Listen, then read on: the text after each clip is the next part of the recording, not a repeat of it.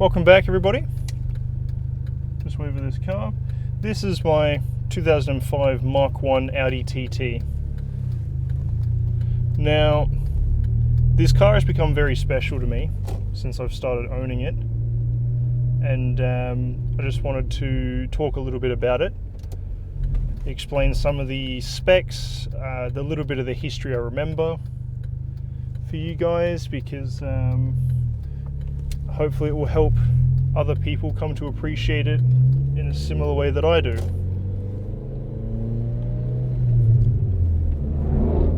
Jesus.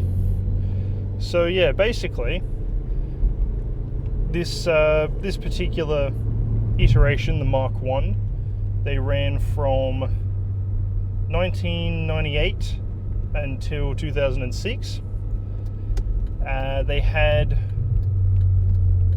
3 different main configurations. So you had the 4-cylinder front wheel drives, which is what mine is. You also had the 4-cylinder all-wheel drive using Audi's Quattro system. And then there was also the 3.2 litre V6 version. Now I believe that only came in the Quattro, but I could be wrong. I haven't looked into the V6 that much. So obviously in here we have a nice leather interior, leather inlays on the doors as well. So the door cards have got leather, all the seats are leather. And yeah, basically a common misconception, which I actually fell for when I was first looking at buying this car back in 2020, was that I, like a lot of other people, thought that TT stood for twin turbo. Because I knew that they were a turbocharged car. However, there's 2 reasons, well, there's one big reason that debunks this pretty much straight away, which is that the 3.2 litre V6 version does not come factory turbocharged. So obviously it couldn't mean twin turbo if one of the cars with that badge doesn't even have a turbo at all. What it actually means is tourist trophy, which hails from the Isle of Man Tourist Trophy motocross racing. Have a look at that on YouTube. It's extremely high-powered motorcycle races on the Isle of Man in the Europe Isles somewhere. I couldn't tell you exactly where it is, but essentially, yeah, the Isle of Man TT, as it's referred to, one of the manufacturers that raced bikes in that race had a really good history with it, and that manufacturer, which I could not remember the name of, some German thing, they were one of the 4 manufacturers that formed Audi in the 80s, I think it was, either the 80s or 70s when Audi was formed. And yeah, essentially because Audi has a company in part of it that has roots in the Isle of Man, they decided to make a car to remember that history, so they called it the TT, which is Tourist Trophy. So as I said before, my car is one of the 4-cylinder front-wheel drive versions. Specifically, I have got the engine, or the AUM engine, which is in this case 110 kilowatts. So it's a 1.8 litre 4-cylinder turbocharged that makes 110 kilowatts, which equates to about roughly 150 horsepower. Then you've also got, I don't know what the other engine codes are, but the step up from mine, which has, I believe, just a slightly better tune on it, as well as possibly either a bigger exhaust system or just some other modified parts in the engine bay, possibly bigger hoses or stronger materials somewhere, is 130 kilowatts, I think it was. Either way, it's 180 horsepower, so that's one of the more common ones, is that 180 horsepower version. Same engine, same turbo, pretty well the same setup. It just, yeah, I can't remember if it does or doesn't have a bigger exhaust. And then above that you've got the 225, as it's referred to, which has about 220 horsepower, 220, 230 horsepower. Same engine, but bigger exhaust system, usually with twin tips, and it's got a bigger turbo on it. And that one, I think, only comes in Quattro, the 225. So yeah, that's all running off the same 1.8T engine, Volkswagen engine, Volkswagen Audi engine. I don't know if it's one or the other. But yeah, all three of those cars are running off of that. And of course, then there's also the roadster version of the TT, so topless. And I believe that that one comes in all the same configurations. And then of course above that you've got the 3.2 litre V6, which again, being non-turbocharged, it actually only makes about 220, 230 horsepower, the same as the 225 Audi. So yeah, mine is the lowest spec, which doesn't bother me really, because 150 horsepower in a turbocharged car that weighs 1200 kilos is crazy good. I have a lot of fun with this car. I think the top speed listed for the vehicle is about 250 k's an hour, which is pretty quick. And then doing 0 to 100 or 0 to 60 for anyone who uses miles is roughly 7.3 seconds, I think it was off the top of my head. It's around 7 seconds, 7 or 7 point something seconds for the 0 to 100. So yeah, it's not gonna be fighting off supercars or anything like that, but 7 seconds is fine enough for me. Gets the job done, and it gives you plenty of time to enjoy that turbo.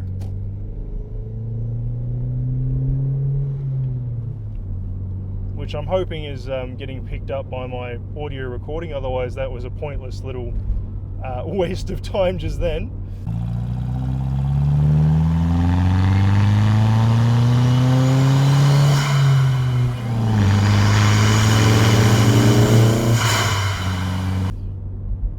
So yeah, the Mark 1 TT was basically designed back in the 90s to stand out from the crowd, to provide a kind of unique driving experience.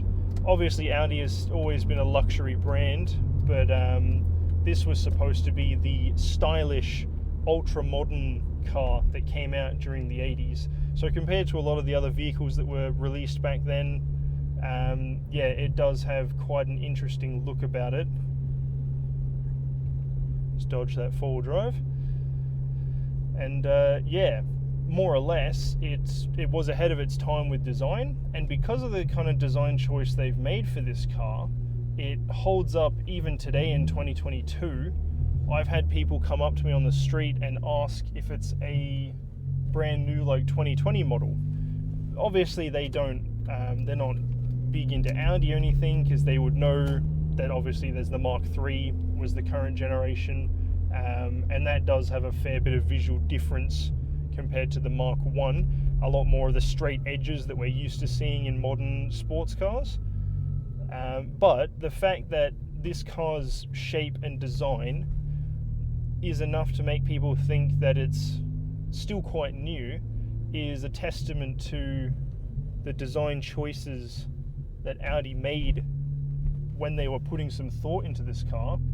Because, yeah, like, there's not a lot of cars from the late 90s that you couldn't tell are from the late 90s.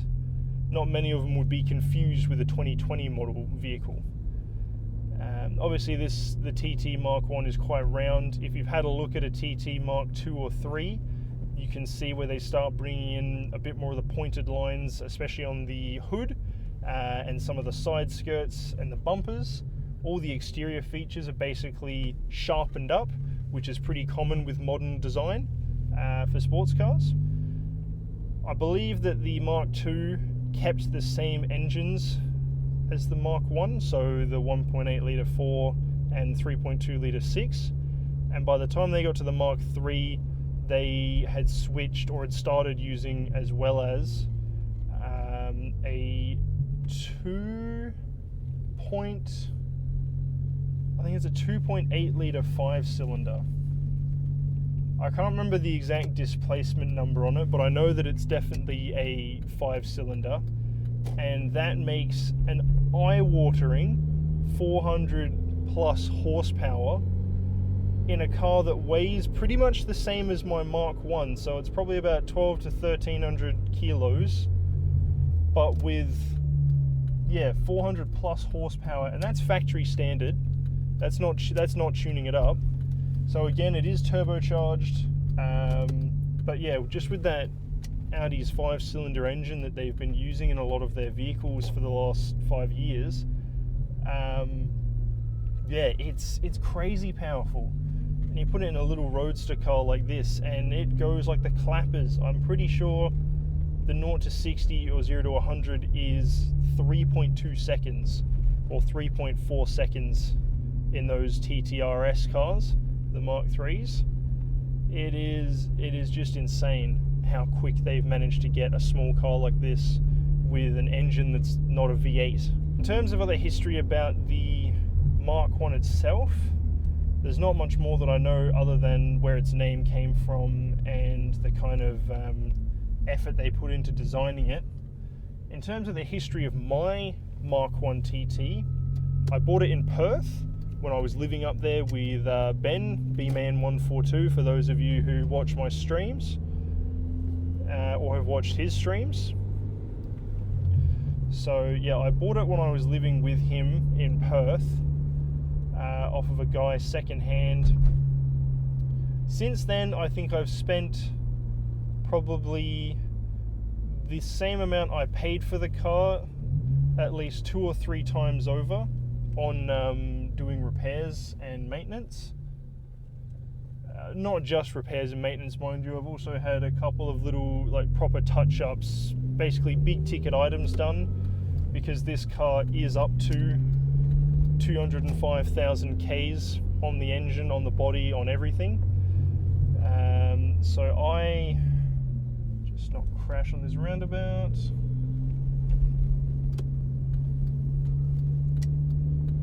I have had the CV boots done.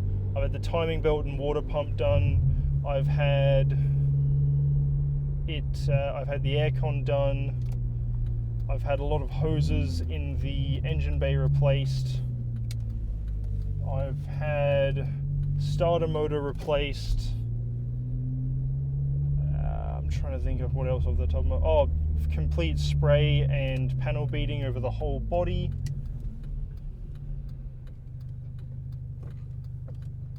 And then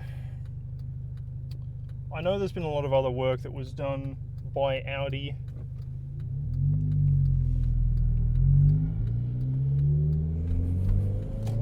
Had a couple of little leaks investigated.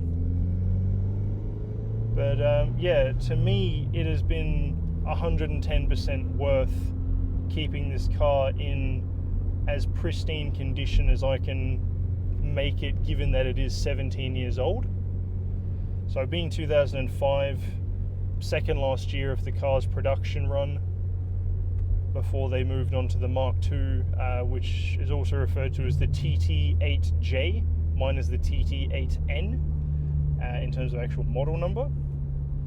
So yeah, it has been an awesome little car for 2 years. When I first got it, I think I pulled the aircon control box out with Ben in our garage because all of the dials and buttons were seized. So we spent about 3 hours between pulling it out of where it sits and then just taking it apart, stripping it down, filling it with CRC more or less. And I was just sitting there twisting a knob left and right for probably a good 40 minutes just on the one knob to try and help it unseize so that my aircon would work properly. I had to take a door card off, my driver's side door card, because they hadn't bolted it back on correctly. So at the moment, there's a tiny little piece of styrofoam behind my door card that's propping up a square nut that sits in a holder. So what had happened is there's only one bolt that holds my door card to the actual door frame, and that bolt, the nut that it screws into, had dropped down out of its position, so it couldn't screw in. To keep it held in position, I put a tiny little piece of styrofoam under it, screwed it up, and I've never taken it off since. I probably will eventually when I start upgrading the sound system in it, just to modernize it all. All the speakers, their cones are like wearing or damaged, so I've got lots of rattle when I have bass in music and things like that. And all the wires are shot, so I get all my engine noise comes through my speakers and all the rest of it. But that's stuff I can do myself, so I haven't worried about it. Other than that, I've bought a lot of car care products to keep the exterior looking really nice since having it resprayed. Unfortunately, due to Australian weather and how busy I am with work, I don't get to use it very often during the year. But now that it's going summertime here, I'm hoping to jump on and start using it a bit more. Trying to think anything else. Modifications of note that I have done to my car, and these have been listed in YouTube videos, and I think I've mentioned them on Twitter as well with videos that I've posted there.